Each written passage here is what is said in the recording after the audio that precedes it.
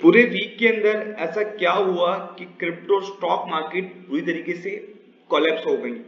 इसकी सबसे बड़ी मेन वजह है सिलिकॉन वैली बैंक। ये इतना क्यों इंपॉर्टेंट है? बिकॉज ये यूएस का 16वां बड़ा बैंक है जो कि यूएस के लिस्ट में आता है, और ये बुरी तरीके से कोलैप्स हो चुका है। ये ग्राफ आप देख रहे हैं, इसके स्टॉक का प्राइस बुरी तरीके से क्रैश हो चुका है। तो that's why the market is huge panic.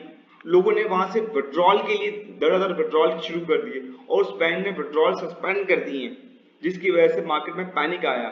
और लोगों ने अपने सारे बैंकों से, मतलब जितनी बैंक थे उसकी वजह से सारे बैंक्स और ज्यादा इफेक्ट पड़े। तो ये क्यों हुआ?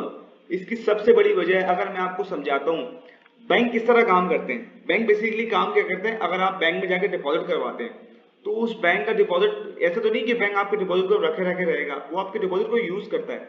सेम हर बैंक ऐसे ही करते हैं। तो सिलिकॉन वैली बैंक ने भी यही किया, आपके डिपॉजिट को यूज करते हैं। लाइक वो किसी इंटरेस्ट रेट, जैसे गवर्नमेंट की कुछ ऐसी पॉलिसीज होती हैं, जैसे हमारे यहाँ बॉन्ड होते हैं, उनके यहाँ भी बॉन्ड होते हैं, सिक्योरिटी बॉन्ड होते हैं, तो सिक्योरिटीज बॉन्ड में इन्वेस्ट करते हैं और वहां से इंटरेस्ट रेट कमाते हैं।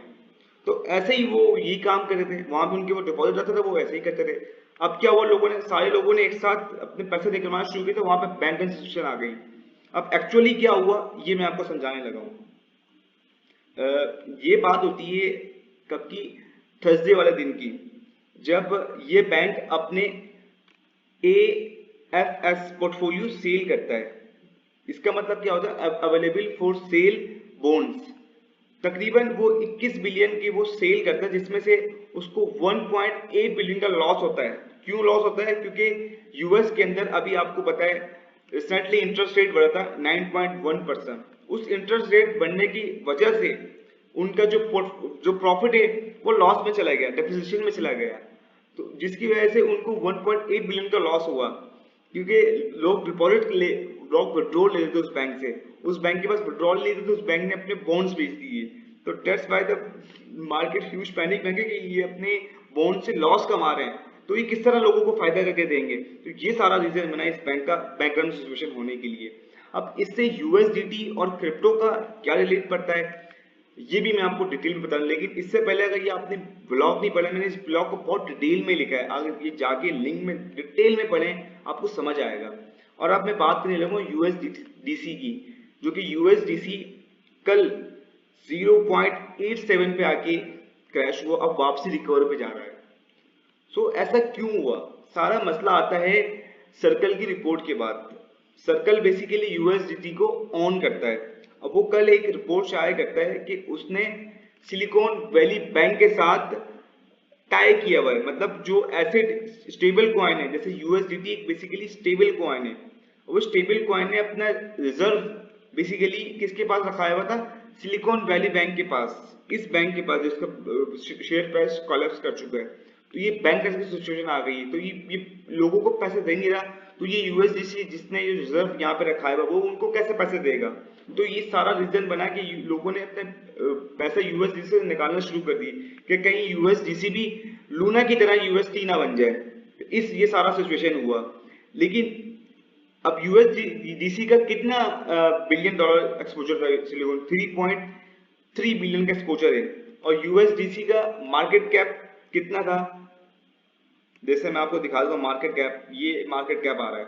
अब यूएसडीसी का मार्केट कैप जब कल डाउन हुआ उस टाइम पे 35.9 बिलियन था, सॉरी हाँ उस टाइम पे यही था। और अभी इसका मार्केट कैप चल रहा है 39। तो मतलब उसका मार्केट कैप तकरीबन 43 बिलियन से 39 पे आ गया, मतलब तकरीबन तकरीबन 4 to 5 बिलियन का फर्क आया है।